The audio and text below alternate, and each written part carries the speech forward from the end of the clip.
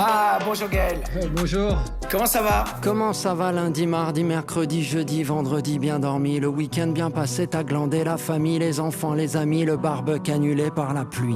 Bah écoutez, c'est assez particulier parce que j'étais censé être en tournée. J'ai sorti un album il y a quelques mois. T'es sûr que ça va? Tu me caches pas quelque chose que je devrais savoir? Un divorce, un cancer, ta belle-mère, une mauvaise dépression, le moral est-il bon? Donc là, c'était toute la période de tournée, la période d'effervescence.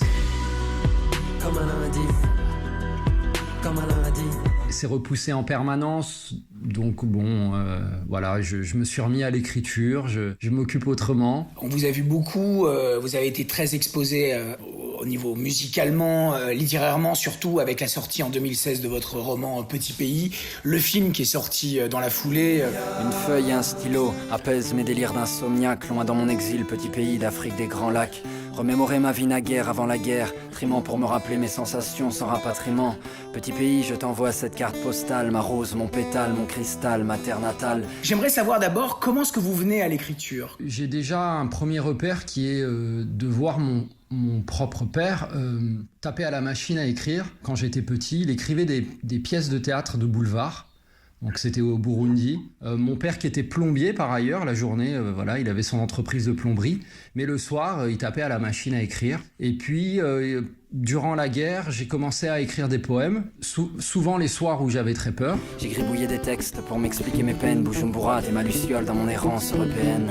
Je suis né il y a longtemps, un mois d'août, et depuis, dans ma tête, c'est tous les jours la saison des doutes. Et c'est une habitude que j'ai gardée, surtout en arrivant en France où mon adaptation à la société française s'est faite assez difficilement. Donc j'ai continué à écrire des poèmes, et puis arrivé au lycée, j'ai découvert un atelier d'écriture de chansons de rap. Encore l'insomnie, sonnerie du matin, le corps engourdi, toujours endormi, miroir, salle de bain. Je savais enfin quoi faire de cette écriture, de cette expression-là. Je savais où la diriger. T'as le souffle court, respire, quand rien n'est facile, respire, même si tu te perds, respire, et si tout empire, espère.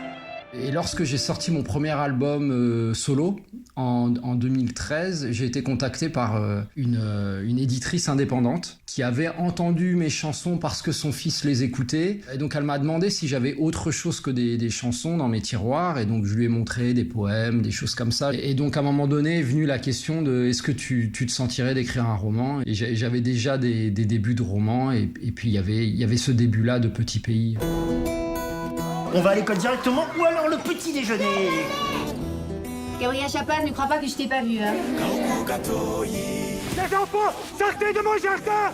Dépêchez-vous! Si je comprends bien, nous avons là la bande des 5.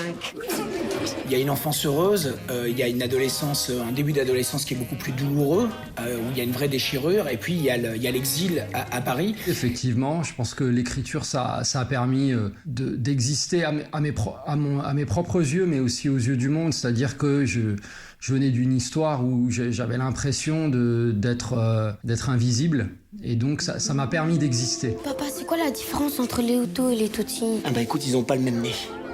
La guerre entre les Hutus et les Tutsis, c'est parce qu'ils ont pas le même territoire. Bah si, ils ont le même pays, ils ont la même langue, ils vont à la même église. Mais c'est pas pourquoi alors? Et bah à cause de leur nez.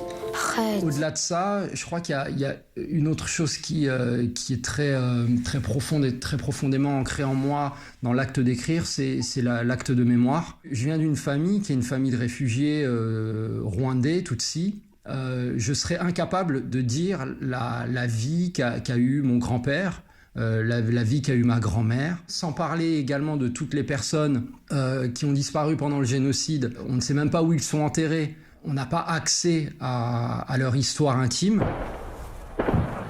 Qu'est-ce qui se passe, Gabi? Je sais pas. Ouais, Il y a eu des coups de flash, qu'est-ce qui se passe je suis là? là. J'ai conscience aussi que le succès de mon roman, en partie, est lié à un malentendu entre le public et moi. C'est-à-dire que les gens se disent « c'est incroyable cette histoire, il l'a vécue ». La guerre a tout changé, Gabi. Ils tuent des Hutus et les Hutus nous tuent. Si on ne se protège pas, c'est eux qui vont nous tuer. Je me souviens d'un jour où j'étais à Versailles, où je faisais une signature de roman. et une personne arrive, les larmes aux yeux, en me disant c'est terrible, j'espère que votre mère va mieux et tout ça. Ma mère était assise à côté de moi, elle allait très bien, elle avait une flûte de champagne. Je dis ouais, elle va bien, elle est là. Et je me souviens du trouble dans le regard de cette lectrice, c'est-à-dire qu'elle avait l'impression que je lui avais menti. D'ailleurs, la question récurrente à chaque fois que je rencontre du public, c'est est-ce que c'est votre histoire ? Et même le film, donc, qui a été réalisé par Éric Barbier, produit par Jericho Film et Éric Jaelman, en fait, même le film vous surprend. Vous surprend parce que c'est comme si vous étiez ramené à votre histoire. Pour l'anecdote, Éric Barbier n'a eu de cesse de me demander de jouer dans le film. Et j'avais beau lui expliquer que je ne voulais pas parce que si j'étais dans le film, ça validait la thèse de la plupart des lecteurs de dire « Ah ben c'est bien son histoire, c'est bien ce qu'on pensait ». Fermez les yeux. Comment s'est passé le tournage et où exactement ? Moi, quand j'ai commencé à rencontrer des producteurs et des réalisateurs, j'ai eu plusieurs propositions. C'était pas évident pour tout le monde d'aller tourner dans la région. Des gens qui me disaient on va en Afrique du Sud, on va au Sénégal, c'est la même chose. C'est l'Afrique, c'est loin. Donc, ce qui a été extraordinaire dans la rencontre que j'ai pu avoir avec Jericho et Éric Barbier, c'était que il fallait tourner dans la région, avec les gens de la région, que ce soit les équipes techniques et les comédiens. Il fallait que les gens de cette région-là s'emparent de cette histoire. Donc on a cherché au Rwanda, comme j'habitais là-bas à ce moment-là. Donc Éric a commencé à chercher des vieilles maisons coloniales, belges, et il a trouvé celle-ci, il m'a envoyé des photos. J'ai dit « Ah mais c'est incroyable, elle ressemble vraiment à la maison de mon enfance ». Comment vous avez vécu la retranscription littérale de certaines scènes de violence pure dans votre roman, de manière concrète et crue au tournage ? La scène du lynchage, moi j'avais l'impression d'être sur le tournage d'un clip. Enfin, je veux dire, il y avait de la musique, etc. Mais effectivement, il y a quand même eu des tensions. Parce qu'on s'est rendu compte que les gens qui jouaient ça, pour certains, avaient déjà vécu ces situations. Pour la petite histoire, la personne qui se fait lyncher pensait qu'on allait vraiment la lyncher. Effectivement, il y avait des moments sur ce tournage où l'histoire personnelle des comédiens rejoignait un peu l'histoire du scénario. Et ça, c'était troublant. C'est vrai que c'était troublant. Si je me laissais aller, je n'écrirais que sur cette histoire-là.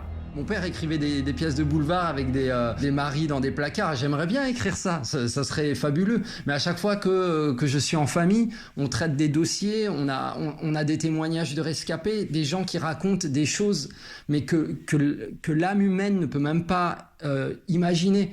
J'ai comme au-dessus de moi une force plus grande qui me dit... Tu as une capacité que tout le monde n'a pas, c'est-à-dire pouvoir raconter une histoire, pouvoir écrire une chanson. Qu'est-ce que tu en fais ? Tu vas pas simplement faire du divertissement divertissant. Et ce que vous racontez, en fait, c'est vraiment ça s'appelle un destin. Donc, moi, je vous souhaite le meilleur du monde. Bonne continuation. Merci. Au revoir. Je vous retrouve la semaine prochaine et d'ici là, portez-vous bien.